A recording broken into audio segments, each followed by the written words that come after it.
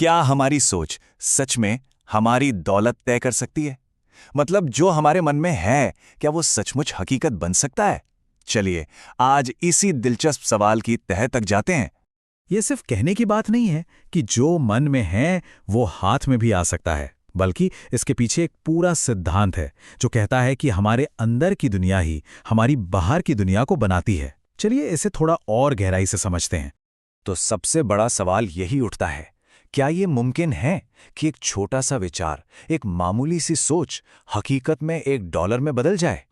आइए इस राज से पर्दा उठाते हैं। ठीक है, तो अब चलते हैं इस विचार के बिल्कुल केंद्र में, इसके कोर में। आखिर ये सब काम करता कैसे है? वो कौन सी फिलॉसफी है जो इस पूरी सोच की नींव है? जेनेविव बेहरेन की ये बात बहुत गहरी है।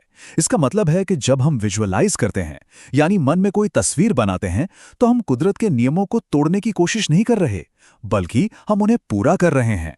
मतलब ये कोई जादू टोना नहीं है, ये तो बस कुदरत के नियमों के साथ मिलकर काम करना है। कितना बड़ा बदलाव है ना ये सोचने के तरीके में। तो फिर वो नियम हैं कौन से जिनके साथ हम काम कर रहे हैं?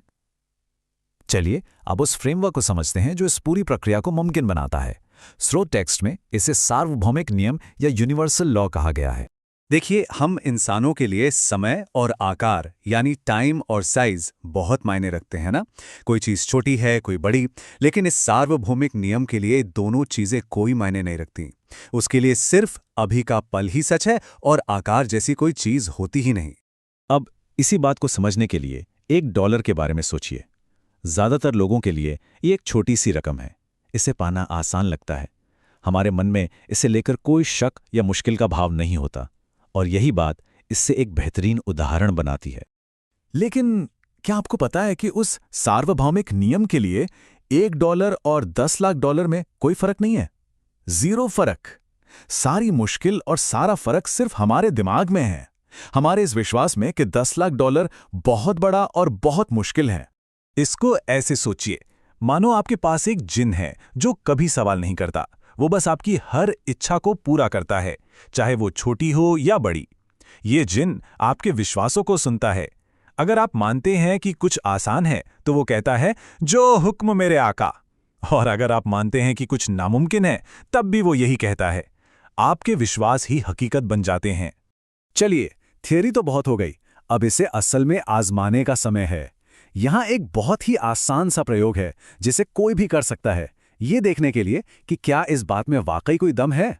इस अभ्यास का नाम है $1 की चुनौती। इसका लक्ष्य बस $1 को अपनी जिंदगी में लाना है। और $1 ही क्यों? क्योंकि हम सब ये मान सकते हैं कि हाँ, ये तो मुमकिन है। इससे हमारे मन की वो सारी शंकाएं दूर हो जाती हैं जो अक्सर बड़ी रकम के रास्ते में रुकावट बनती हैं। तो इसे असल में करना कैसे है? ये बहुत ही आसान है। चलिए अब इस प्रक्रिया के हर एक कदम को ठीक से समझते हैं। ये प्रक्रिया सिर्फ 3 कदमों की है। पहला, अपनी आंखें बंद करें और कल्पना करें कि आपको कहीं से $1 मिल रहा है। दूसरा, उस एहसास को पूरी तरह से महसूस करें, उस खुशी को, उस हैरानी को, जैसे ये सच में हो गया हो। और तीसरा, बस अपनी आंखें खुली रखें और देखें कि ये आपकी दुनिया में कैसे आता है। और ये डॉलर कैसे मिल सकता है? अरे ये किसी भी रूप में आ सकता है। हो सकता है आपको सड़क पर $1 का नोट मिल जाए, या किसी पुरानी जैकेट की जेब में। शायद कोई आपको एक कॉफी पिला दे, या किसी दुकान पर आपको अचानक $1 की छूट मिल जाए। जरूरी बात यह है कि जब ये हो तो आप उसे पहचानें। तो मान लीजिए कि आपको $1 मिल गया, बहुत बढ़िया। लेकिन अब क्या? इस छोटे से अभ्यास का असली मकसद क्या है और ये हमें आगे कहाँ ले जाता है? ये समझना जरूरी है कि ये सिर्फ शुरुआत है, अंत नहीं। स्रोत हमें याद दिलाता है कि इस अभ्यास को जारी रखना है और अपनी मानसिकता को मजबूत करने के लिए धन से जुड़ी सकारात्मक बातें सुनते रहना है। $1 की चुनौती का असली मकसद अमीर बनना नहीं है, बल्कि उस ताकत को महसूस करना है जो हमारे विचारों में है। ये आपको फर्स्ट हैंड अनुभव देता है कि आपकी सोच आपकी हकीकत को कैसे बदल सकती है। और एक बार जब आप इस ताकत को महसूस कर लेते हैं, तो आप इसे बड़ी और बेहतर चीज़ों के लिए इस्तेमाल कर सकते हैं।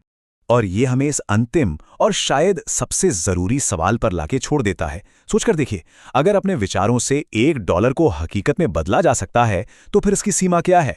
अगर $1 मुमकिन है, तो और क्या क्या मुमकिन है?